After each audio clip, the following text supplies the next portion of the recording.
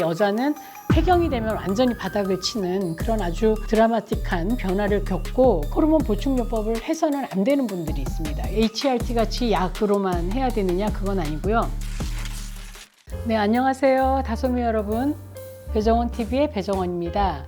보통 이제 여자들의 갱년기는 폐경기를 중심으로 얘기를 하기 때문에 폐경기라고 얘기를 하고 남자들은 갱년기라고 얘기를 하잖아요. 그런데 남자들은 30대부터 이렇게 테스토스테론이라고 하는 남성 호르몬이 조금씩 1년에 몇 프로씩 떨어지는데 여자는 폐경이 되면 완전히 바닥을 치는 그런 아주 드라마틱한 변화를 겪고 그것으로 인해서 있었던 호르몬이 없어지기 때문에 느끼는 그 몸의 증상이 너무 많은 거예요. 실제로 제가 만나는 60대나 50대 중후반의 남편들이 우리 아내가 폐경기 때문에 너무 힘들어하고 있다, 성격이 너무 바뀌었다, 이것 때문에 고민을 얘기하시는 분들이 꽤 많거든요. 그래서 무심한 남편들도 옆에서 보면 알만한 그런 증상들이 나타나는 거죠. 여자들의 갱년기, 폐경이 되는 갱년기는요, 에스트로겐이라는 호르몬이 그야말로 바닥을 치는 거예요. 여러분들 그 말이 생각나세요? 방년 16세.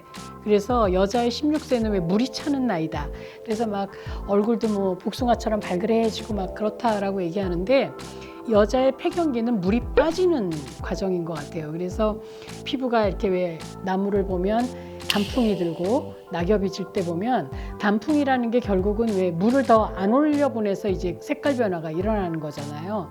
지금 여러분들의 안에는 단풍이 지는 그 단계인 거죠. 근데 예전보다 단풍이 너무 오래 지는 거예요. 거의 몇십 년을 가야 하기 때문에 여러분들이 좀 신경 써 주실 필요가 있죠.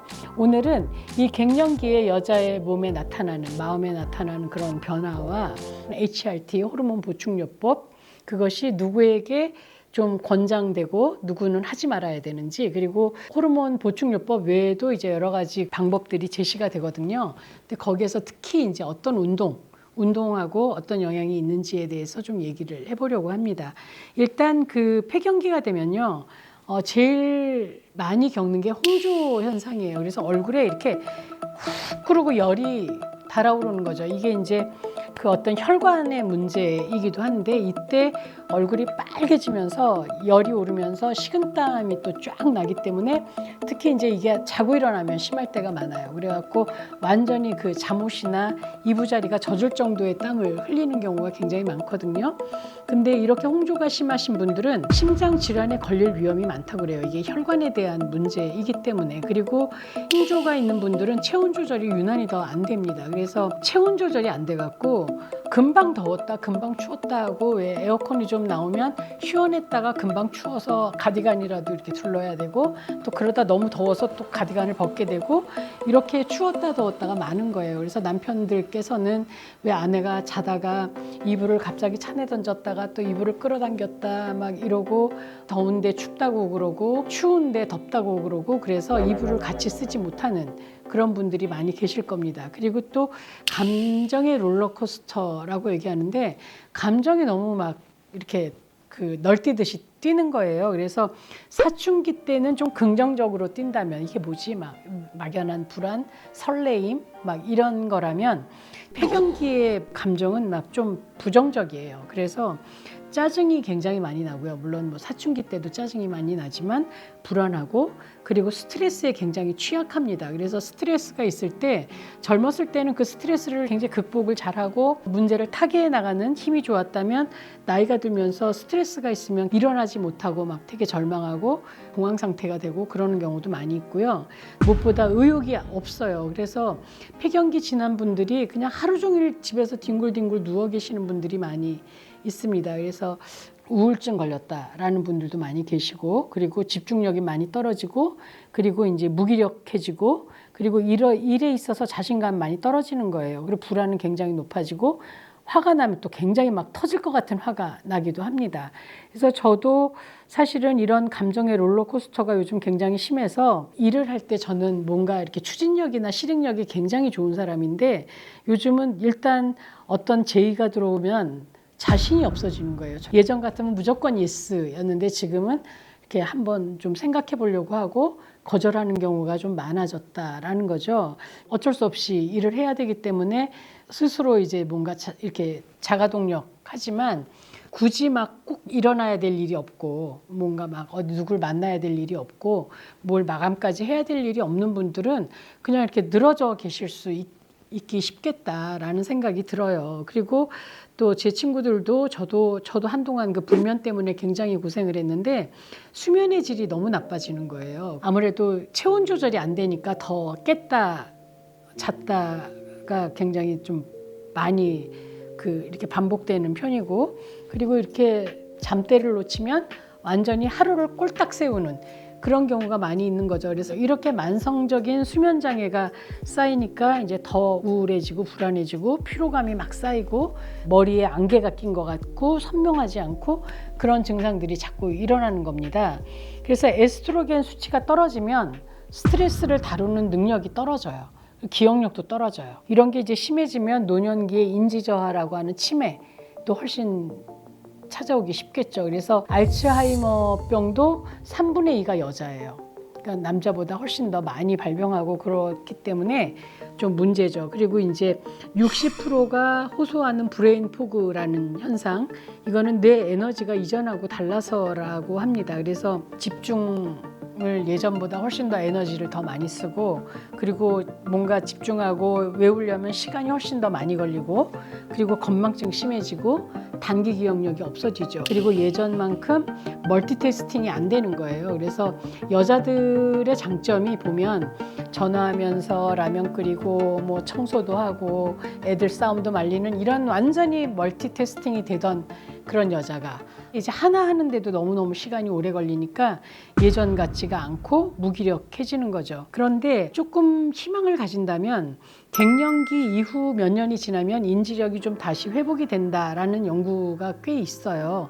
그렇기 때문에 너무 실망하지 말고 이렇게 내가 기억력이 떨어지고 그럴 때 한 번이라도 더 좀 들어보고 노력하고 외우려고 노력하고, 혹은 안 되면 메모해서 왜 좀 나의 어떤 삶의 질이 너무 나빠지지 않도록, 자신감을 잃지 않도록 하는 것이 굉장히 중요합니다.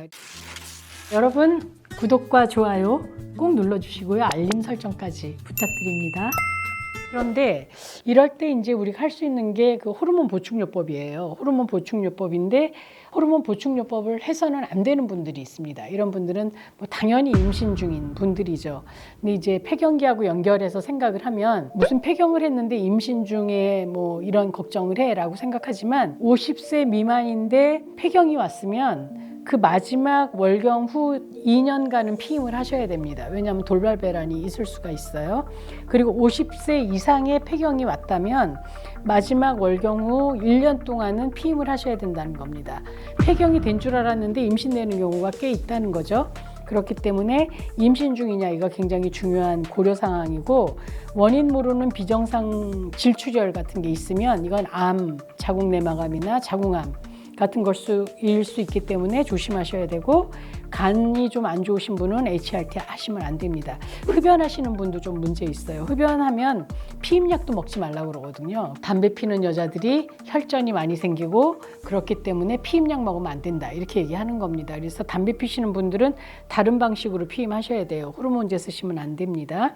그리고 이제 HRT를 꼭 해라 라고 권장되는 경우는 홍조나 왜 밤에 너무 열이 나고 땀 나는 게 심한 사람들, 그리고 이제 골다공증 예방으로, 그리고 질 건조할 때, 화끈거릴 때, 성교통 있을 때, 또 요실금, 과민성 방광염, 이게 다 폐경하고 많이 이어져 있는 거예요. 잠 못 자는 사람, 우울이 너무 심한 사람, 브레인 포그나 건망증 심한 사람들은 HRT로 효과를 좀 볼 수 있다는 겁니다.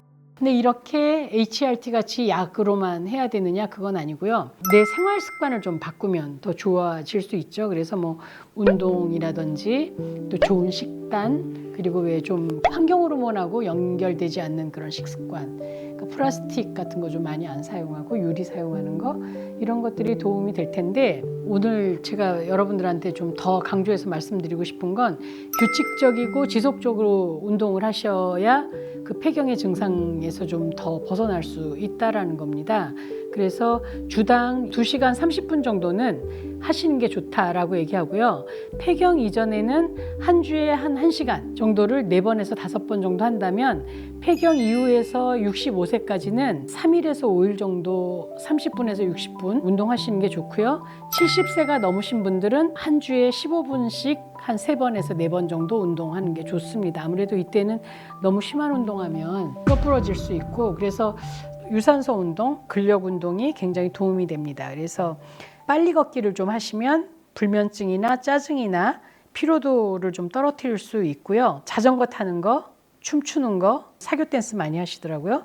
그리고 줄넘기, 또 계단 오르는 거, 수영, 그리고 뼈가 좀 약하신 분들은 물속에서 왜 에어로빅 하는 거 있잖아요. 그거 하시면 좋습니다. 그리고 근력 운동을 하는 게 저금하는 것보다 훨씬 더 좋다라고 얘기할 정도로 노년에 필요한데 턱걸이, 무릎 올리기, 또 스쿼드, 그리고 밴드 이렇게 고무줄 이용해 갖고 이렇게 하는 거 이런 운동 하시면 근육량이 좀 좋아진다고 하고 또 요가나 필라테스, 태극권, 스트레칭, 한 발로 서 있기 이런 것들이 노년에 굉장히 도움이 된다고 해요. 그래서 저번에 상해 가니까 공원에서 노인들끼리 모여갖고 태극권인지 그거 막 하고 있더라고요. 근데 그거 굉장히 중요한 것 같고 무엇보다도 매일 규칙적으로 짧게라도 운동한다. 안 되면 플랭크를 좀 몇 분이라도 한다. 그리고 산책하고 뭐 이런 것들. 그리고 운동 기록 남기기 이런 것들이 여러분들이 갱년기를 약 말고도 좀 건강하게 보낼 수 있는 방법이라고 생각을 합니다. 이런 얘기들이 이 책 브레인 리스타트라는 책인데요. 의사가 쓴 책이에요. 의사가 쓴 책인데 여기 이제 여성 호르몬이 바꾸는 여러 가지 문제들과 HRT 어떻게 해야 되는지 호르몬 보충요법 그리고 그거 말고도 어떤 운동이나 어떤 섭식 같은 것들을 하는 것이 좋은지에 대해서 이야기하고 있습니다. 그래서 읽어보시면 좋을 것 같고 이건 광고 아닙니다. 제가 여러분들한테 추천하는 거고요. 그리고 흔히 왜 그러잖아요. 남자들은 나이 들면 와인처럼 멋있게 숙성한다라고 얘기를 하는데 여자들은 나이 들면 꼭 왜 상한 식초같이 이제 뭐 끝났어 이렇게 얘기하는 경우 많거든요. 하지만 앞으로 우리가 폐경을 겪고 살아야 될 세월이 50년 그리고 그 세월은 우리가 어떻게 우리를 관리하느냐에 따라서 훨씬 좀 멋있는 갱년기를 보낼 수 있고 우리가 좀 더 성숙한 그런 그 여성으로서 즐겁게 살 수 있는 기간이 될 수도 있다는 겁니다. 그래서 실망하지 마시고 운동하시고 좋은 음식 드시고 그리고 호르몬 보충요법 같은 것도 좀 생각해 보시고 뭐 섭식이나 이런 걸로 해결하시면 더 좋겠죠. 운동 많이 하시고 저도 그러려고 합니다. 네, 감사합니다.